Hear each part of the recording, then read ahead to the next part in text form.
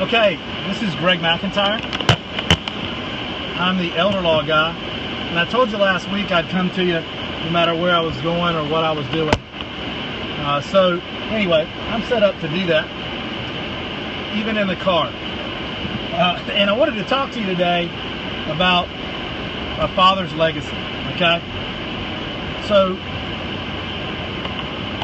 Father's Day is coming up, okay? Father's Day is coming up, and that's a really big deal to me. Not only because, my father's still alive, and he's done so much for me, it's ridiculous. Just is giving me advice, and trying to steer me in the right direction, give me love and support. My mother, too, and just concentrating on Father's Day right now. I wouldn't be the man I am today, the person I am, without my father. He's just helped me so much along the way. We were both in the Navy, both in the military, both stationed in San Diego. I'm coming to you right now from a town nearby where my hometown is. I was over here at a meeting and had a conflict with my usual broadcast time at 2 o'clock, but still coming to you today. So what did my father do for me? Well, he raised me. He gave me a sense of morality and ethics. He just was a super hard worker. One of the hardest workers I've ever known and ever seen. Just diligent day in and day out. And that's what you want to do for your children, I think. I'm going to talk about what I think Father's Day is about for me, too. It's a special thing for me. I have a wife and 6 children, all by the same baby mama. So all by, with Stephanie. And we started having kids pretty young. But starting having kids young, starting from the bottom, if you will, wasn't a detriment to me. It was such a blessing and a benefit because I was able to do those things that my father had taught me to do, which was work extremely hard, not follow the crowd, and build something. Pay for your education, start a specialty practicing, and those things. I wouldn't have been able to do those things without my father. I can still remember him. He always coached my teams when I was a kid. I played 3 sports a year. I loved baseball. I loved other sports too, but loved baseball. And I remember specifically a life lesson that stuck with me was, Greg, because I used to get down early on. If I made an error, or struck out or anything else, it's like, look, if you're in the field and you make an error in a baseball game, you play on the infield, shortstop, for instance, you can't sulk about it. You can't dwell on it. Your mistakes can't get you down. You got to move past it. You got to move past it quickly. You got to put it behind you. Everybody makes mistakes because the next play's coming, and it's coming quick, right? Because that next batter's up. So you have to put that behind you, because if you're still thinking about that past mistake, then you're not going to be ready for that next play that's coming. That's just always stuck with me, and that's what's allowed me, I think, to take a lot of hits during life, which we all take. I'm not special. And just keep on going, okay? And really realize and be confident that, that's life. The next play's coming, so you better get ready for it. What do you think about Dylan Storm? Oh, wow. And, I can't... Wow, dude. Yeah, he was caught in Shelby, my hometown, by the way. That is crazy, that Dylan Root guy. He was caught in Shelby by our great Shelby police force, sheriffs and police department. Why didn't everybody else's town catch him? That's the question. We caught him. So that's a great thing. He was passing through, and we nabbed him. They did a great job. I've had an opportunity to work with those law enforcement officers for years, and they do just a great job, and they have a hard job, a thankless job. When most people, they get smacked in the face talking about, having to deal with things every day. They deal with a lot of flack and keep moving forward. And I'm sure that a lot of them had great fathers as well, or are great fathers. So shout out to the Shelby Police Department and Cleveland County Sheriff's Office for doing a phenomenal job. And the lady in Kings Mountain, which is a neighboring town in our county, who followed him for 25 miles and caught him, okay? And just to make sure that he would be caught. So I want to be a great example for my children. My children are all great kids. They all have different personalities. It's amazing how several kids from the same parent can have so different, their personalities can be so different, but they are. And what legacy do I want to leave for my kids? Well, I want to leave them a legacy of creativity, problem solving. Don't ever let the world get you down. Don't ever let life get you down. Don't ever let somebody tell you you're not good enough, smart enough, or you can't do something. That's more about them than it is about you.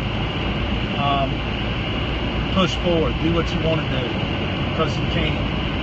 And be confident about it because you come from a long line of confident people who can accomplish whatever they want to when they put their minds on to it. So that's number one. Number two, I want them to be God-fearing. I want them to be good, God-fearing people. To be humble is really another part of that. Just be humble.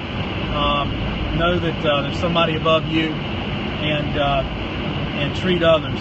Love everyone. Love everyone. Give more than you get. Have a giver's gain mentality. Help other people that are less fortunate than you.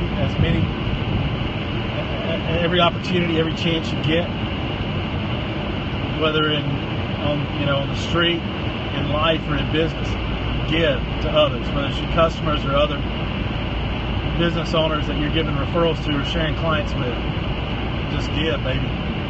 It's just so important, even to your own sanity and success, and self-esteem and self-worth.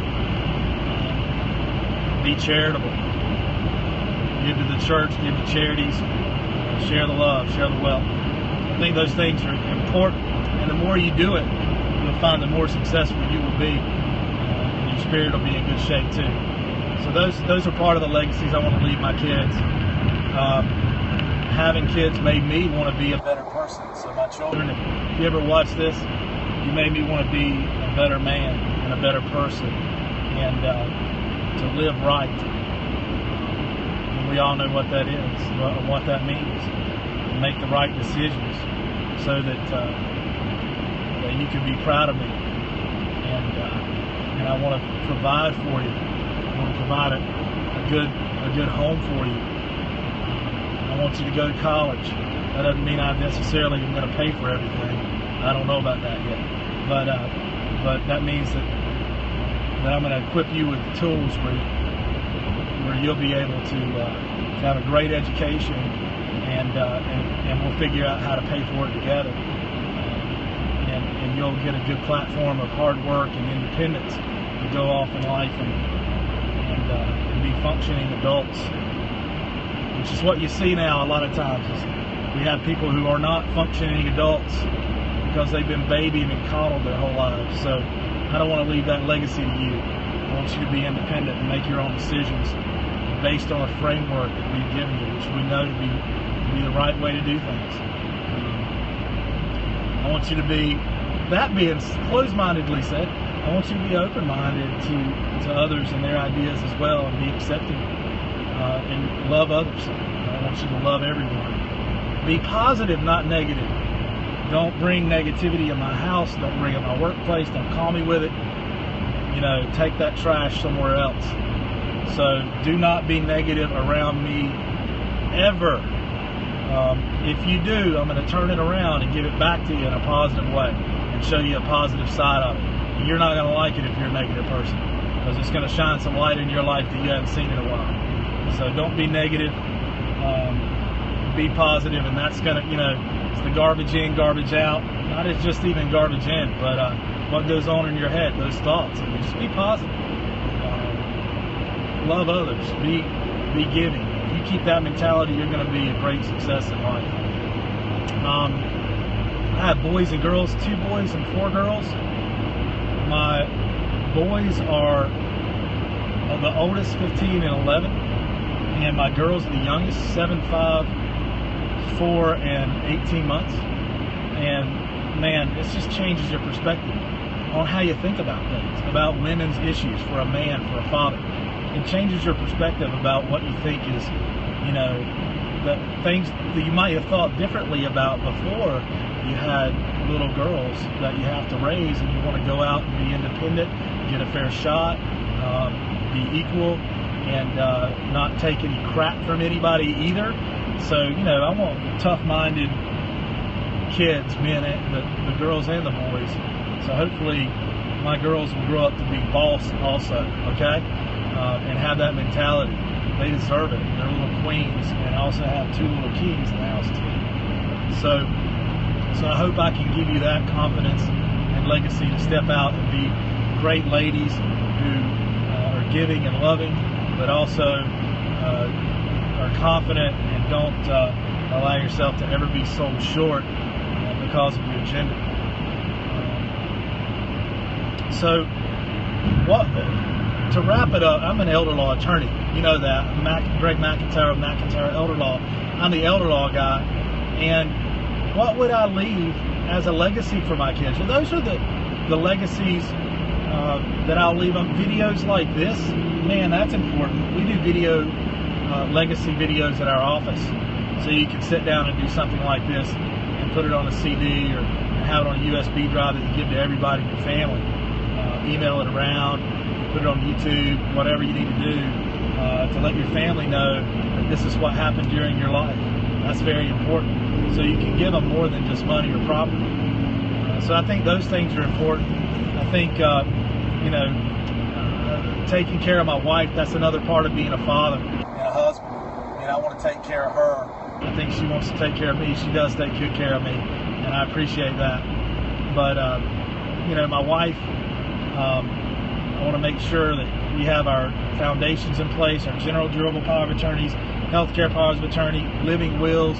Those are important so that she could take care of me, you know, if I was ever incapacitated, if I couldn't handle my business or personal accounts. That's just extremely important. What else?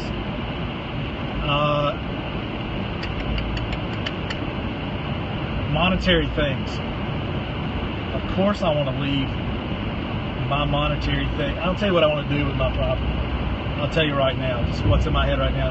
That could change throughout life as my experience and knowledge changes. But right now, at this point in my life, I would want to give a good amount of money to my church. I'd want to give a good amount of money to some charities that are dear to my heart, near and dear to my heart. The Boys and Girls Club of Cleveland County, they would get a good chunk. Because I think they do an amazing good for the community. I'd want to give to have enough, that's why I'm worth more dead than alive, enough life insurance so that I can give a good chunk and portion to my wife to provide for my kids' college educations and to get them to a point and maybe stagger how it was released. So I wouldn't curse my kids with a ton of money at 18 years old. My gosh, if I would have gotten millions when I was 18 years old, hundreds of thousands, you know, insurance money or something when I was 18 years old, I'd be dead right now. I can pretty much guarantee that, because I would have blown it in a lot of really stupid ways. It just would not have been, it would not have helped me. It would have hurt me. That's why I said starting from the bottom. And I wasn't raised from the bottom. I'm not saying that either, okay?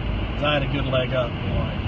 But starting, you know, without that kind of curse of hundreds of thousands of dollars would be a great thing for them, so they have to work for it. So they have incentive and motivation to develop a good work ethic, to finish college, maybe to reward them for that, maybe to go to grad school and reward them for that, and release it to them in increments, maybe at 25, 30, 35, you know, maybe just giving the rest at 35 once they've had the chance to settle down a little bit, get into their groove, into their life and their careers, and have some wisdom, a little more wisdom in life and common sense. So that I would leave also, you know, money and trust to make sure that my wife was just well taken care of. I think it would be hard to replace me. It takes some special men out there to, my wife's a supermodel. She wouldn't ever have any problem whatsoever replacing me. I can guarantee, okay? I mean, you know, I look like an ogre compared to my supermodel wife. But I don't know, get somebody to bite off 6 kids, that's, you know, take on that responsibility, that might be a little tough. But, you know, that being said, I'm sure Steph was up to the task. She's so beautiful.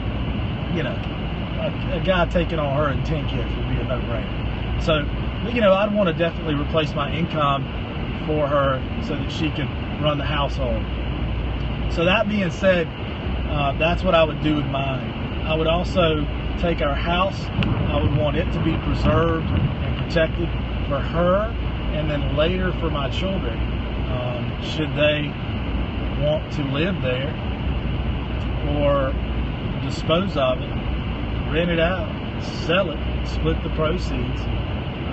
I don't want it to just be to evaporate. I don't want it to go away because I haven't planned properly. So that's what I would suggest, is plan properly. You know, have your foundational documents in place. General durable power of attorney, healthcare power of attorney, living will. Pass as much as you can outside the will. Have beneficiaries that is not the estate on your life insurance policies. Have your house and your real estate set up so it passes outside the will, if you can do that with deed documents. Have trust set up, if that's what you need to do, to make sure you don't curse your kids with, you know, a ton of insurance money or money, you know, inherited money at 18 years old. Give them some incentive to live life and be fully productive adults without, you know, that kind of assistance in place yet. Give them some incentive. So those are things that I think you need to plan for and work for. Be glad to talk to you. Give us a call, 704-259-7040 here at the office. Julia up front, Anna, who's my benefits coordinator, amazing Anna. Chris at the office will help you. Hayden, who does a lot of our planning and seminars, education seminars, she can help you. We have a great staff, more than we need there, because we want to be able to take advantage of opportunities and give great customer service to our clients, okay? So call us if you need help planning. I know this is nationwide. I'm a North Carolina attorney. I practice North Carolina law at this point. We're working on South Carolina, but we'll get there. We'll direct you if you're out of state.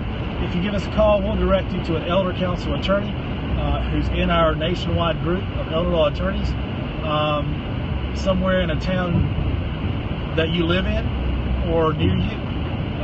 If you're in North Carolina, call me. South Carolina, call me. We'll work on that, and we'll get your affairs in order. We'll come to you. We'll come meet in your living room, or we'll come to my nearby office meeting spaces. I have multiple meeting spaces across North Carolina, across the nation, that I have available to me, or we can come to my main office at me. Either one. But give me a call. Greg McIntyre, McIntyre Elder Law. Happy Father's Day to all you dads out there. Take your responsibilities seriously. It's a gift to be a father. Take it seriously. Let it change your life and make the best man out of you that you can be. And just love your kids every chance you can. Spoil them and hug them and kiss them, but also give them a work ethic. Make them do their homework, do their chores, work in your office, and whatever you need them to do, man. Teach them to ride their bikes down the road. You ain't got to drive them everywhere. Teach them to run, man. Teach them to keep in shape for the rest of their life. Just give them a legacy and plan to take care of them should something happen to you. And that's where I come in. Anyway, Greg McIntyre, McIntyre Elder Law, helping seniors protect their assets and legacies.